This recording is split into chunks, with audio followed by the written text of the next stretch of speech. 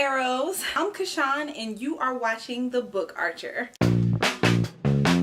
So today I'm coming at y'all with a 2016 bookish roundups. We're going to talk about my favorite books, some books that disappointed me, and some of my booktube favorites. So I tried to make this as concise as possible. I didn't have enough favorite books this year to make a top books of 2016. So this is just going to be a little compilation video. Ready? Go. The first book that I'm going to talk about is going to be my favorite contemporary read of the year. And that would have to be The Sun Is Also a Star by Nicola Yoon. I was highly anticipating this book. It was one of the books I was most looking forward to. And the closer and closer it got to the release date, I started to get so nervous because people were hyping it up. They were saying that it was better than her first book, Everything. And I was excited about it and I'm like, okay, Kashawn, you need to calm down because you're going to read this and be underwhelmed. I loved it. It took me about 20 or so pages to get into. This is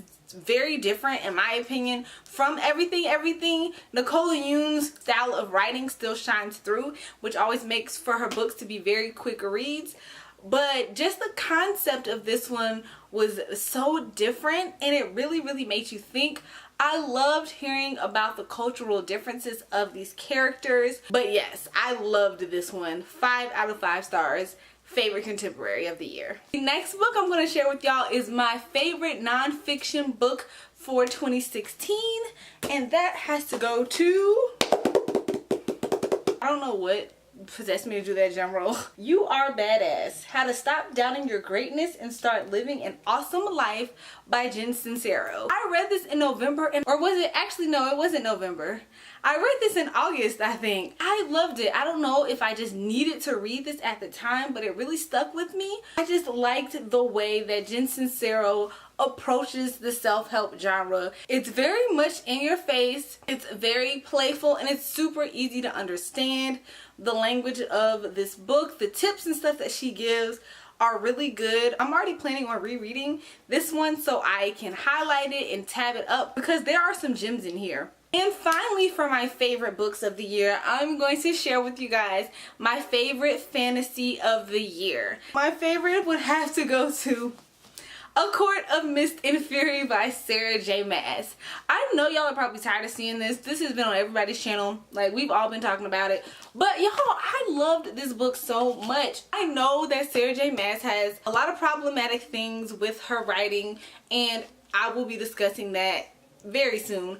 But A Court of Mist and Fury completely blew me away. My expectations for this book were not even that high. Like, I was like, okay, whatever, we'll just read A Court of Mist and Fury. I don't miss the Sara J. Maas book, but I did not like A Court of Thorns and Roses.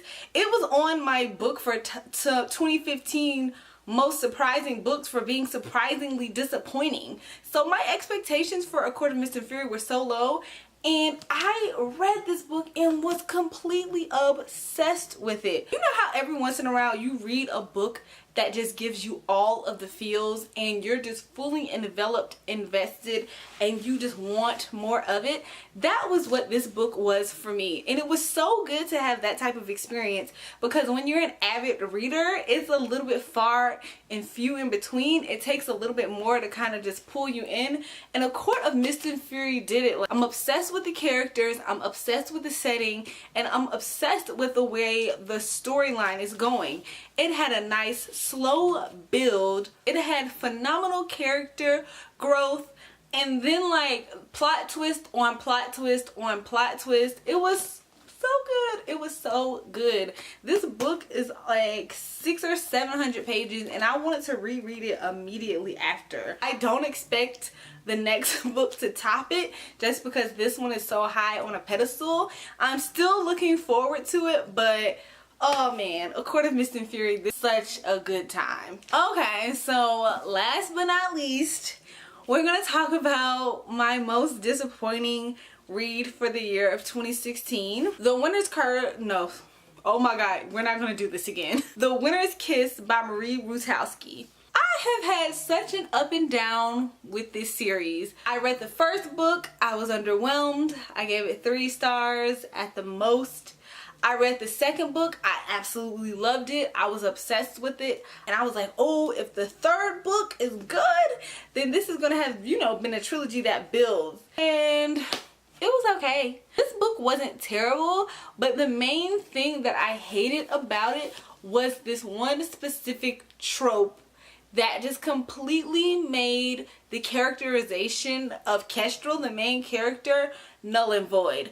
We had learned all of these things about her. We had seen all these things happening in the other two books, and there were certain things that were central to the core of her character, and the author basically just takes that away from us in the third book. And I thought that it was going to be something that was happening temporarily. I feel like it just lasted basically the entire book. As a reader, it left me really unsatisfied with the ending of this trilogy. Mostly I was just trying to get through it because I was like, okay, well maybe this will go away when I get this many pages in. So I kind of just stopped being invested in the story because I was ready for that one trope to be gone, and it never happened. I feel like it's a must read.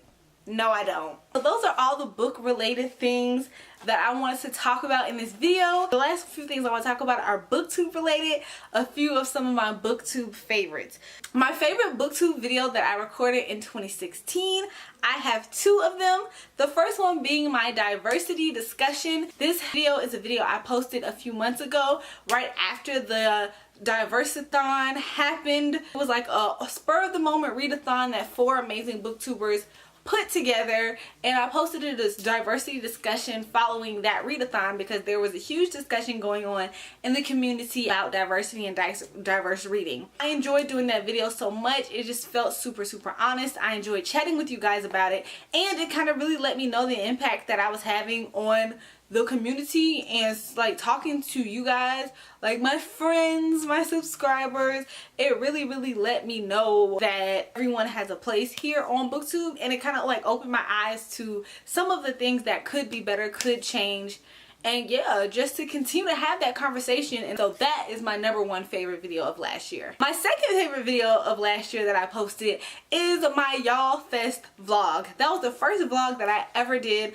I enjoyed Y'all Fest so much. I was so glad that I got to capture that for you. I know a lot of people have not ever been to any book events, and they're so much fun, and I just feel like that video was kind of like an encouragement for you guys to go, because there's no better feeling than being amongst your bookish peers. So I will leave a link down below to both of those videos if you haven't checked them out yet. I highly encourage you to do so. So next I want to talk about 2 of my favorite new booktubers. Now these people didn't necessarily start doing booktube this year. I think they both did, but I'm not 100% sure. But I know as I just discovered them this year. But first one being, oh my god, I don't even know her name. I think it's like Minimalist Books or a Minimal Booktuber. Oh my gosh, I'm so sorry. I will leave a link down to her channel below though. Like her link will be down below. I love her channel. She does these things called book babbles where she reviews books while she's baking something. And usually whatever she's baking has something to do with the book, or you know, it's like a cute reference. I absolutely love watching those videos. I feel like they're so original. You still get to get a book review while watching her bake food. Like, it's genius. And I also love her wrap-ups and discussion videos. Like people who have a mix of entertaining and intellectual opinions. Shout out to her. The other booktuber I want to give a shout out to is Abigail Hale. I love her channel so much. She's just so freaking adorable. Her video posting content is super consistent, and she does book reviews for like almost everything that she reads. So you can always count on her to do some great book reviews. And I love how she always mixes in a little bit of room decor, home decor, some makeup stuff. I just like how her channel is, it's like a booktube channel with a lifestyle channel feel, if that makes sense. But those are my 2 favorite booktubers from 2016. I will leave a link down to both of their channels below. That's pretty much all I have to say about the year 2016. What were some of you guys' favorite 2016 books? What were the books that you were disappointed in? Who are some of your new favorite booktubers? Just leave everything down in the comment section below. Don't forget to follow me on Instagram, Snapchat, and Twitter at theBookArcher. And I will see you guys in my next video. Bye!